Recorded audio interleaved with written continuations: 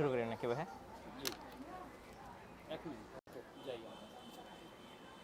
আসসালামু আলাইকুম। হ্যাঁ, আচ্ছা। আসসালামু আলাইকুম। আমি doctor Mohammad Sanaur Hossain, medical officer. Sorry ভাই। আচ্ছা, আপনি পজ রাখেন, আমি আগে চিন্তা করি। হ্যাঁ, কেটে দিন। আমি একদম ওকে। Assalamu alaikum. I'm Dr. Mohammad Sanar Hossain, working as medical officer for Global Unnayan Seva Sangstha for the last 9 months. And also I am also working as a COVID team coordinator for the Camp 1 East in Lambeche, Kutupalong. I have been studying my O-level and A-level from Sylhet. My hometown is Sylhet.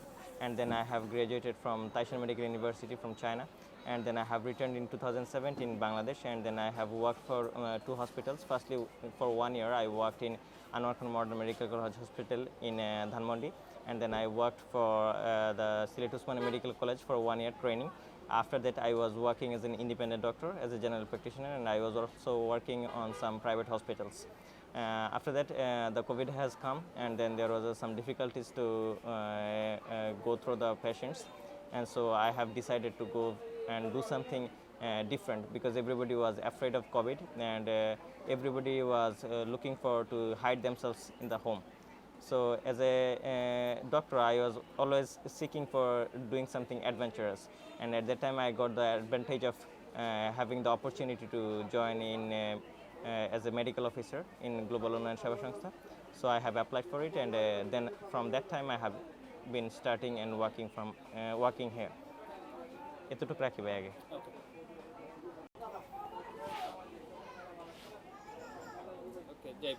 Okay. In the meantime, whenever I have joined in a Global Unnayan Seva Sangstha, I have also worked for 6 months under the Bardem to work as a okay. In the meantime, whenever I have joined in the Global Unnayan Seva Sangstha, I have also worked for 6 months to train myself as a diabetic specialist. So I have been working under Bardem for 6 months course, and I have completed it successfully with 80% mark. So it was really good, and that has given me the advantage to look for the diabetic patients. Whenever comes in the consequences of the camp setting, the most important fact that we see, or the most common diseases that we suffer every day, are the skin diseases, respiratory tract infections, and also some non-communicable diseases like diabetic and hypertension. For the respiratory tract infections and skin diseases, respiratory infection most of the time it is possible to handle. However, in cases of the skin diseases, it is really difficult to manage, because every time the patients comes to us and we supply them the medicine, but whenever they return to the home, the prevention that is required to prevent disease is not possible, because in a 6 feet and in a very small house, a lot of population is living, and it is really in dirty condition. So in that condition, it is quite difficult. With medicine only alone, you can manage the patients. So each and every time, whatever I have been prescribing to the patient, they are coming again and again, and we have to give the same medicine again and again. So in a way, this is not improving their condition. It is actually causing a lot of medicines for the patients, and also they are not improving. So I think we can have a better opportunities for the living conditions to develop for these patients. Then comes to the conditions of few non-communicable diseases like diabetes and hypertension. You know, and everybody knows that in the whole world, the diabetic and the hypertension drugs are really expensive, and in the refugee setting, it is even more expensive. So it becomes difficult for them to control the to give them the almost all the drugs possible for the diabetic and hypertension. Most of the time we cannot supply them the full course of the drugs, and so they are coming with the more severe and difficult complications. So in the long run, we are also damaging themselves, because we are not giving them the proper medicine, because due to the shortage of the money and what are the facilities availability, and so in the long run we are also suffering, they are also suffering. They are suffering with their health, and we are suffering with the money they have been implemented for them. Achha.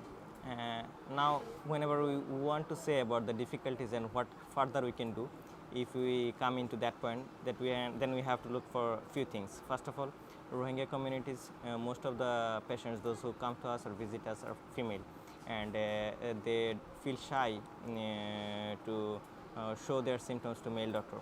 So it would be really appreciable if another female doctor is available in the health facility. This is the number one thing. And number two, we have a lackings for maximum medicines, like as I told for the NCD diseases. NCD diseases is more expensive, so I think we can look after more expansion for the non-communicable diseases drugs. And number three is patients wherever we are here in the community. Oh, okay. Another thing that we have to mention is for the NCPNC patients and also for the mass population, sometimes we need to do small investigations, but we don't have any lab facilities. So if we can improve the lab facilities over here, then it would be even much better than the present condition.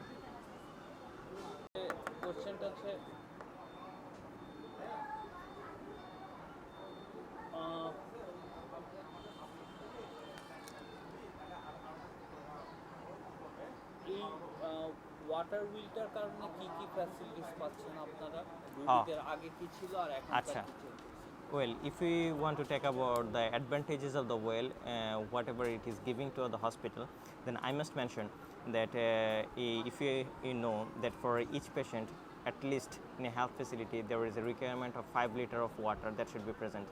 So whenever there was no well, at that time it was really difficult for us to get the water for the patients and also even for the staffs, even those who are just staying the whole day over here.